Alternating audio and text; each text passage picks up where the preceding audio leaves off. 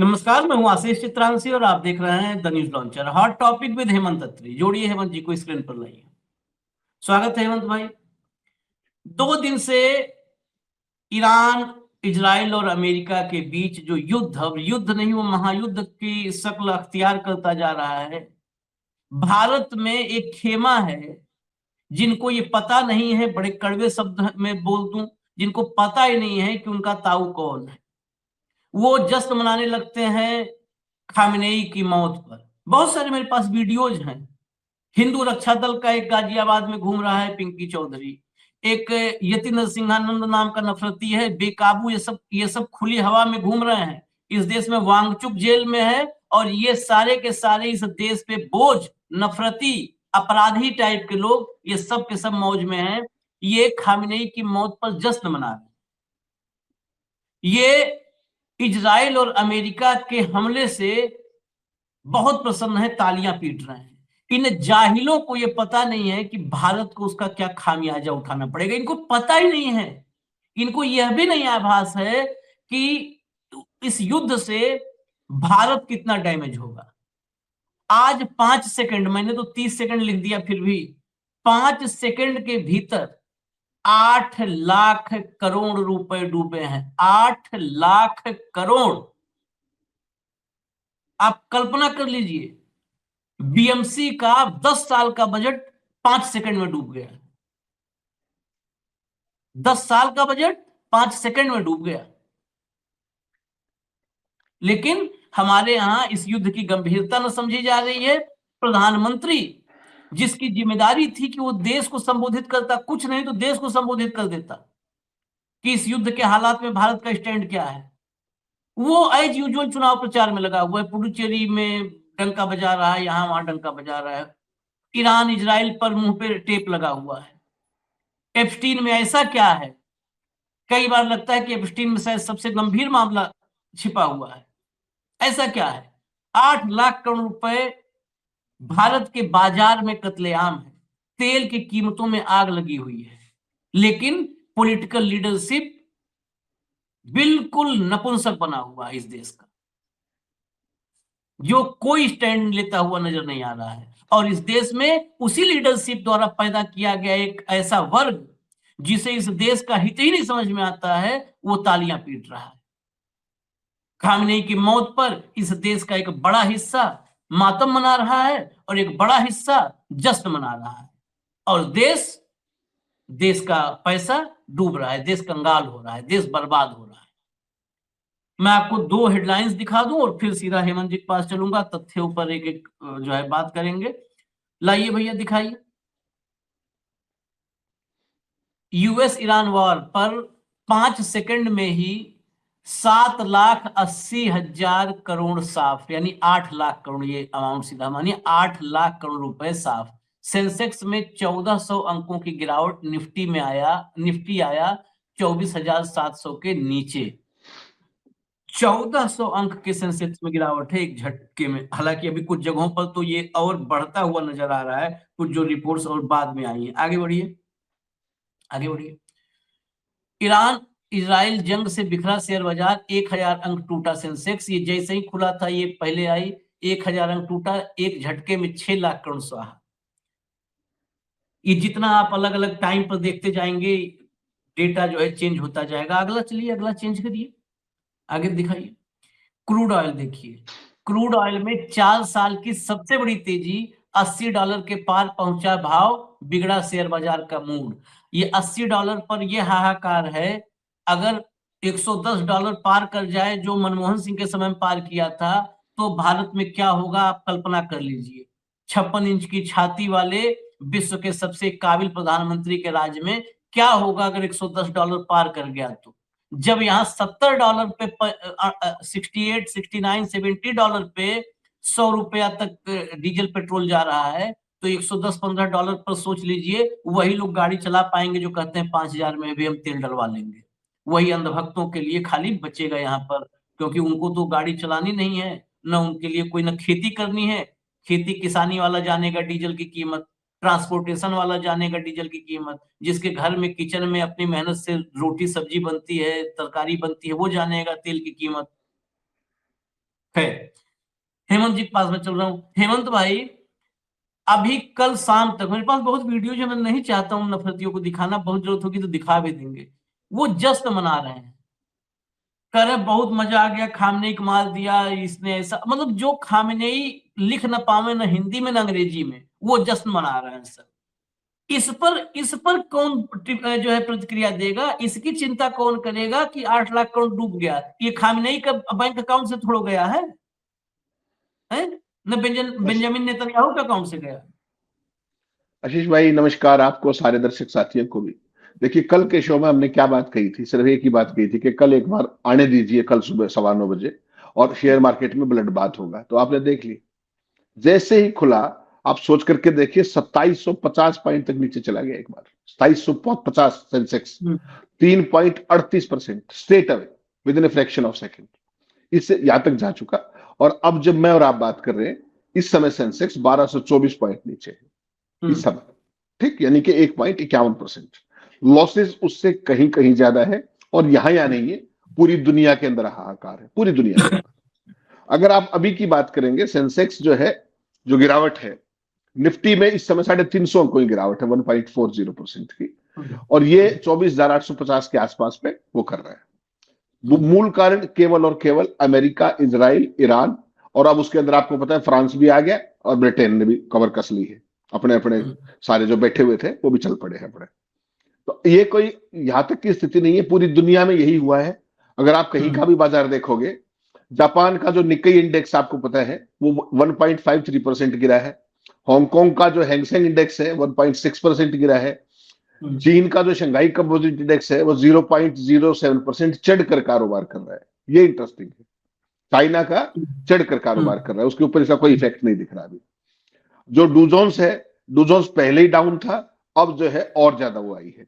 और अगर सेक्टरल उसकी गिरावट की बात करोगे आप, तो सेक्टरल बता दूं आपको, ऑटो के अंदर 2% की गिरावट है, फाइनेंशियल के अंदर 1.14% की है, एफएमसीजी में 0.94% की है, आईटी के अंदर 0.55% की है, मीडिया के अंदर 1.27% की है, मेटल में 0.28% की है, फार्मा में 0.73% की है, पीएसयू बैंक 1.63% है, निफ्टी प्राइवेट बैंक जो है वो 1.10 है, और रियलिटी सेक्टर 1.54% है।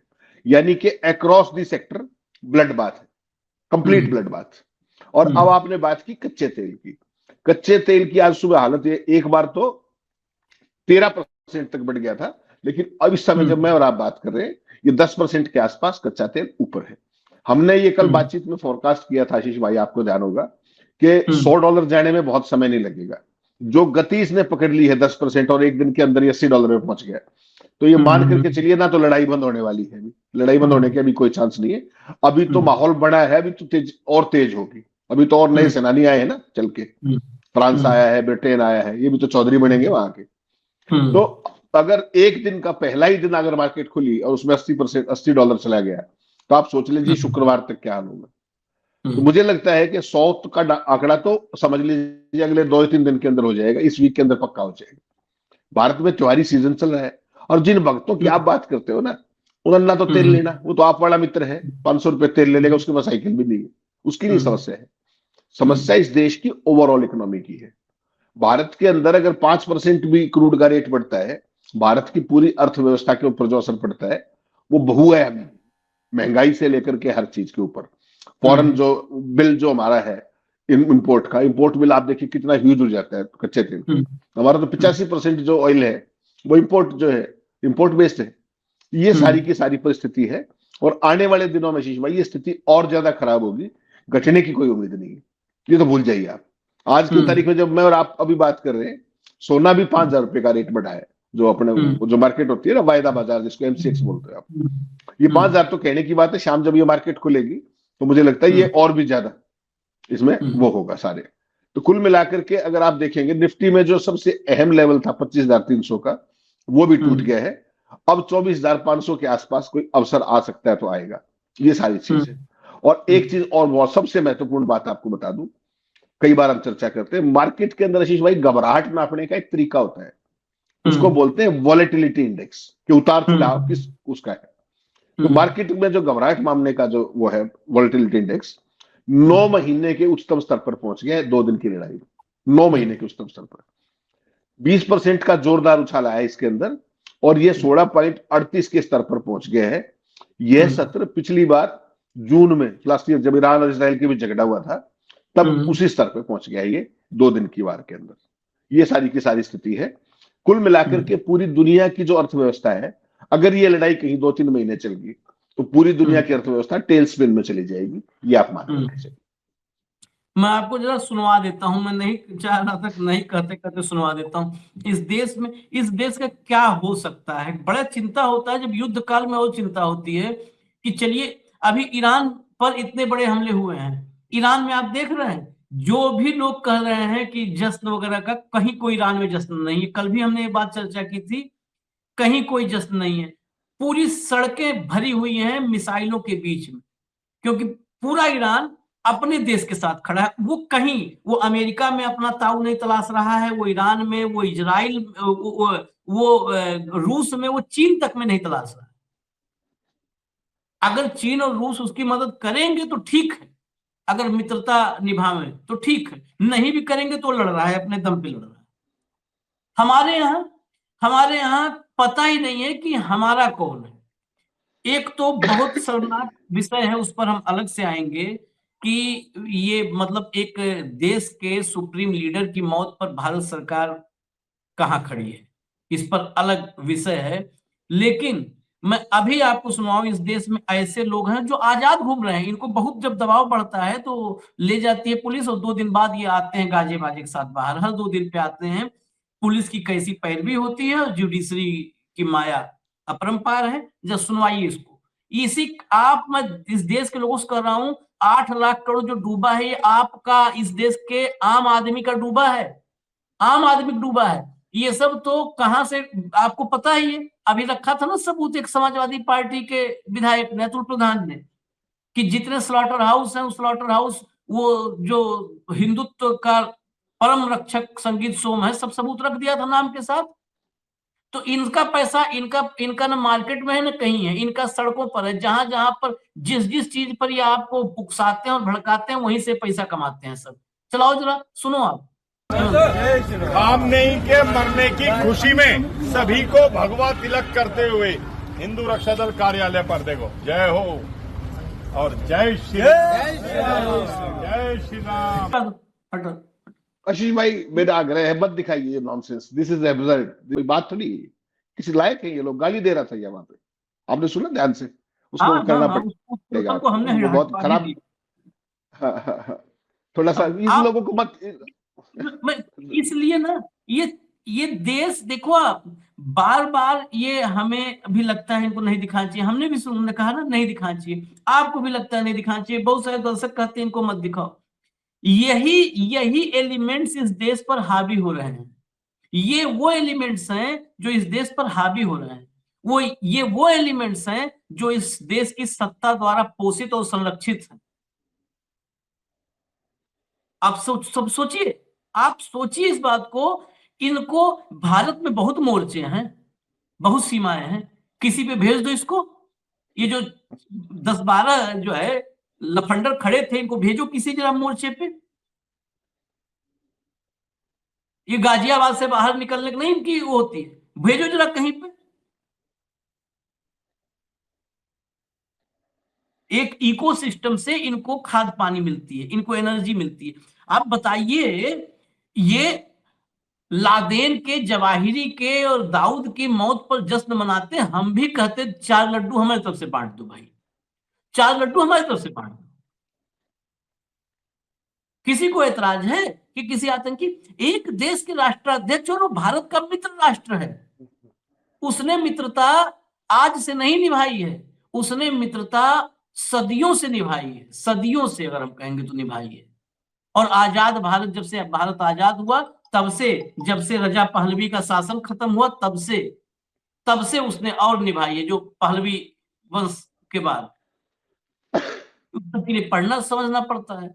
अब बताइए, इसमें मैं इसीलिए इसको दिखाया, खाली इसलिए दिखाया। अभी मेरे पास ऐसे बहुत सारे हैं, वो यति नरसिंहानंद, लेकिन अब नहीं, बस खाली एक सैंपल दिखा दिया मैंने नहीं वो आशीष भाई सब देखिए, ये जो जाहिल तबका जो देश में क्रिएट किया गया है ना, इन इन सब को भी जो है ना, अगर इसको उस एंगल से देखेंगे जिसकी मैं और आप कई बार बात करते हैं, तो ये भारतीय जनता पार्टी की सबसे बड़ी स्ट्रेंथ है, सबसे बड़ी स्ट्रेंथ है। ये सऊदी अरब के क्राउड प्रिंस से बात कर रहे हैं रात को, महोदय ट्वीट भी किया बाकायदा। ईरान के अंदर उनका सुप्रीम लीडर मारा गया, उस पर एक शब्द नहीं बोला अब तक। 200 बच्चियां मारी गई, स्कूल के ऊपर अटैक कर दिया, उस पर एक शब्द नहीं बोला। और कह रहे हैं सऊदी अरब में जो जान माल का नुकसान हुआ है उसके लिए हम आपके साथ। वो किसी के बच्चे नहीं थे क्या? जिस तरीके से भारत की विदेश नीति का तबाही और सत्यानाश कर दिया गया है, ये जो आपने दिखाया ना अभी, ये उसका एक ट्रेलर है कि वो सवाल ना उठे इसलिए ये चला दो। खामनेई कब से ये हो गए भारत के विरोधी? केवल धर्म पे जाइए, मुल्ला ये कह रहा था अभी, मुल्ला सऊदी अरब में क्या है जो कि माई ब्रदर लिखा हुआ है, मोदी जी का ट्वीट पढ़ लीजिए, माई ब्रदर, हाँ, तो आई स्पोक टू भगवा माई है। ब्रदर। सऊदी अरब में तो भगवा है इन सब के हिसाब से। ये इनको आशीष भाई मेरा आपसे हाथ जोड़ के आ गए, इनको जाहिलों को अगर हम दिखाएंगे तो इनका इकोसिस्टम मल्टीप्लाई करने का हमारा काम नहीं, बिल्कुल भी। सब सारे देश को पता है कि बर्बादी कैसे हो रही है, ये उसके मुख्य फ्यूल है, मुख्य फ्यूल है ये उसके देश में तबाही के और नफरत के। इनको जहां तक हो सके अपने को अवॉइड करना चाहिए, मेरा आपसे विनम्र आग्रह है। हम तो पूरा, मैंने इसलिए इसकी एक झलक दिखाई है, इसकी एक झलक दिखाई है, मात्र एक झलक, कि इससे आप घर के बाहर आग लगी है और आप घर में आंख बंद करके नहीं बैठ सकते। मैं इसमें थोड़ा सा डिफर करता है मेरा विचार। नहीं बंद करके के बाहर बैठिए, हम आंख बंद करके घर में बैठ गए, अरे वो आग फैलेगी, हमारे घर तक आएगी। उससे पहले हमें खुद भी जगना होगा, परिवार को जगाना होगा, पड़ोसियों को जगाना होगा। पहले आग पर पानी फेंकने से पहले जो जो सोए हैं उन पर पानी फेंकना होगा, समझे? अगर आग लगी है, मैं अकेले एक बाल्टी पानी लेकर के, या हम और हेमंत जी 2 आदमी मिलकर 2 बाल्टी पानी लेकर फेंक रहे हैं, आग बड़ी है, कुछ नहीं, हमारी मेहनत भी होगी, पानी भी बर्बाद होगा, हमारी मेहनत भी बर्बाद होगी, आग बुझेगी नहीं वो। तो मैं मानता हूं कि अगर 2 आदमी ही हैं और आग बड़ी है, तो उन दोनों को पहले बाल्टी में पानी भर करके अपने परिवार पर, अपने पड़ोस पर, अपने समाज पर पानी फेंकना होगा। क्योंकि अगर सब उठ गए और सब एक एक बाल्टी पानी उठा लिए, तो आग मिनटों में, चुटकियों में बुझ जाएगी। ये मेरा सोचने का थोड़ा नजरिया ये है कि ये जगाना जरूरी है कि आग लगी है, जगो, छींटा मार के जगो और उठाओ बाल्टी, सब मिलकर के उस आग को बुझाओ। नहीं तो इस आग में अभी तो 8 लाख करोड़ स्वाहा हुए हैं हेमंत भाई। इस आग में 8 लाख करोड़ स्वाहा हुए हैं, ये युद्ध के उन्माद के आग में। आगे क्या क्या स्वाहा हो सकता है, जरा बताइए, कल्पना करके, खाली 30 सेकंड, फिर खत्म कर दें। नहीं आशीष भाई, खत्म करने की बात कर रहे हो आप। क्रूड ऑयल में जो आप सोचिए ना, शनिवार को अटैक हुआ, आज फर्स्ट ही तो वर्किंग डे है, उसके बाद क्रूड ऑयल में 4 साल का हाई, सबसे बड़ी तेजी आई है, $80 के पार पहुंच गया और पूरे के पूरे माहौल का बेड़ा गर्क कर दिया मार्केट के अंदर जो है। ये आप देखिए कि $80 प्रति बैरल के पास पहुंचने का मतलब क्या है? स्टेट ऑफ हॉर्मुज का जो मामला हुआ है, वहां से टैंकरों का आवागमन बंद हो गया था, कल ही हमने बात की थी। तो ओवरऑल डिमांड एंड सप्लाई का मामला शुरू हो गया एक तरीके से, और यही चीज का सबसे बड़ा खतरा था आपको, वो काम हो गया। अब ब्रेंट क्रूड और WTI के अंदर भी वही सब जोरदार उछाल है। अंतरराष्ट्रीय बाजार की अगर आप बात करेंगे तो ब्रेंट क्रूड जो फ्यूचर्स है उसका भाव 13% उछला हुआ है, 13%, यानी कि $82.37 प्रति बैरल जो है पहुंच गया है। और जनवरी 2025 के बाद का इसका सबसे उच्चतम स्कोर है ये। बाद में 8.88% की बढ़त के साथ $79.3 प्रति बैरल पर कारोबार करता हुआ दिखाई दिया, थोड़ा सा रिलैक्स हुआ। वेस्ट टेक्सास इंटरमीडिएट की बात करते हो आप, 8% चढ़कर $72.38 प्रति पे कारोबार कर रहा था वो। तो ये जो परिस्थिति है, इसको जो ये वाहियात जो दिखा रहे थे आप जिन लोगों को, इनको इकोनॉमी का, खैर इनके तो विश्व गुरु को भी नहीं पता, वो भी अनर्थशास्त्री है, इनको इसका अर्थ नहीं पता, ये देश किस दिशा में चला जाएगा। अर्थव्यवस्था का पहले ही बंटाधार है, केवल और केवल इंपोर्ट बिल बढ़ने का था। अभी तक क्यों हम जिंदा थे? इसलिए थे कि क्रूड अपने लोएस्ट पे था। आपने तो $50,000 प्रति बैरल रशिया से तेल लिया, उसी ने तो बचाए आपके लाखों करोड़ रुपए। देश की जनता को तो $1 का फायदा नहीं हुआ। अब ये भी देखना पड़ेगा आपको कि जब गिरा $52-54 से लेके 70 तक रहा, तब 1 पैसे का लाभ नहीं हुआ। अब जब 80, 100 और 120 जाएगा तब इस देश का क्या होगा, तब इनको समझ में आएगी। इनको तब भी नहीं आएगी, क्योंकि ये तभी जाहिल है, ये जाहिल है। इनको यही सब करना। आपने कह दिया बहुत आसानी से कि इनको बॉर्डर पे भेज दो। अरे मेरे भाई, मैं और आप सुबह से शाम तक इनको आईना दिखाते हैं, ये मेरे और आपके सामने तो आ नहीं सकते। ये बॉर्डर पे क्या करेंगे जाके? ये केवल एक पर्टिकुलर क्लोज्ड चैम्बर के अंदर एक खास इकोसिस्टम में काम करने के लिए ट्रेन है। मोदी के भाषण याद है, ये है वो है, पूरी दुनिया के अंदर कहीं आवाज निकल रही है? ईरान इजराइल के पूरे गेम में कहां है भारत? का है? कहां हो आप? Where is your standing? किसके साथ हो आप? ये लाके खड़ा कर दिया। और पिछले 12 साल से देश में क्या बकवास चल रही है कि पूरी दुनिया के अंदर डंका बज गया। इसके अलावा कुछ चल रहा हो तो बता दीजिए। केवल एक सवाल का जवाब दे दीजिए मुझे, जो मिडिल ईस्ट के अंदर स्थिति है पिछले 3 दिन से, अब तो लगभग 60 घंटे हो गए, वहां पे आशीष भाई 90 लाख भारतीय हैं, 90 लाख। और अभी मेरी दुबई बात हो रही थी, मैंने जैसे कल बताया था, अपने रिलेटिव है वहां पे, तो उनका आना कैंसिल हुआ, जहाज में से डिबोर्ड हुआ सारे का सारे एयरक्राफ्ट एयर इंडिया का, और 2 दिन वहां पे वर्क फ्रॉम होम कर दिया गया है। वर्क फ्रॉम होम क्या करेगा, चारों तरफ तो मिसाइलें फट रही। आज आपको पता है दुबई के अंदर जो इनका डेटा सेंटर है, अमेजन का डेटा सेंटर ठोक दिया है। अभी तक क्या था, अमेरिका और उसके जो पिछलग्गू जितने भी लोग हैं, वो सारे के सारे दुबई में बहुत बड़ा इन्वेस्टमेंट कर रहे थे, बहुत बड़ा इन्वेस्टमेंट कर रहे थे, और दुबई एक नया डेस्टिनेशन और एक हब बन के निकल रहा था, आगे बढ़ रहा था। अब क्या होगा?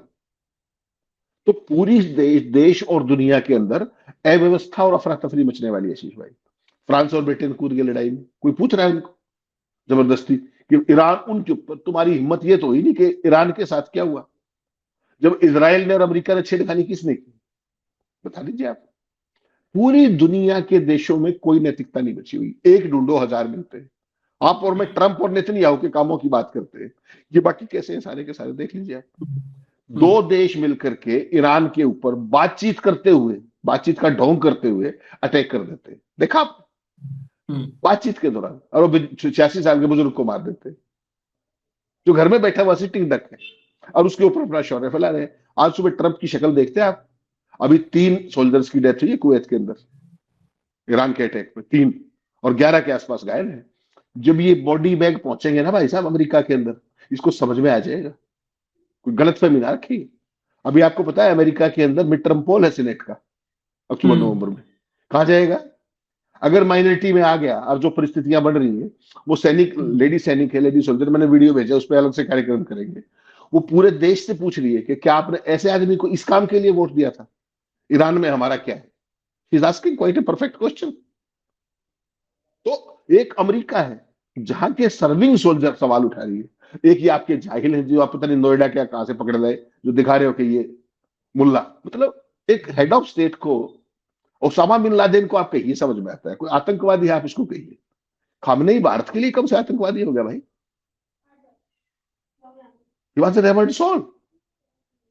भारत की तो सदा ही मदद की है ईरान ने उनको। अब जब आज आप सोच के हैरान रह जाएंगे, आपके डंके की असलियत पता है किसने बताई? ईरान ने। ईरान की एम्बेसी ने भारत के बारे में क्या लिखा है कि ये चुप रहने का समय नहीं है। सोच के देखिएगा, जब जब आपको जरूरत पड़ी, ईरान सदा आपके साथ खड़ा हुआ। आज उसको जरूरत है, आपके मुंह में दही जमी हुई है। खामनेई की डेथ होगी, एक शब्द नहीं बोला आपने। सऊदी अरब के राजकुमार को मेरा भाई लिख रहे। 6 साल, अरे पता ही नहीं चलता इसको कौन भाई है कौन बंधु है। 6 साल 7 साल पहले तक 18-19% ऑयल इंपोर्ट हमारा था उससे। जब से ये अमेरिका ने, मतलब एक होता ना कि कमजोर नेतृत्व का अगर आपको पूरे उसके लक्षण देखने हो, और एक लक्षण इनके देख करके कमजोर नेतृत्व के कितने लक्षण होते हैं देखना हो, आप भारत में देख करके आप उपन्यास लिख दो, किताब लिख दो, महाकाव्य लिख दो, सारे लक्षण मौजूद हैं। एक भी ऐसा लक्षण नहीं है जो कमजोर नेतृत्व का लक्षण होता हो और भारत में मौजूद ना हो इस वक्त। सारे लक्षण हैं A to Z।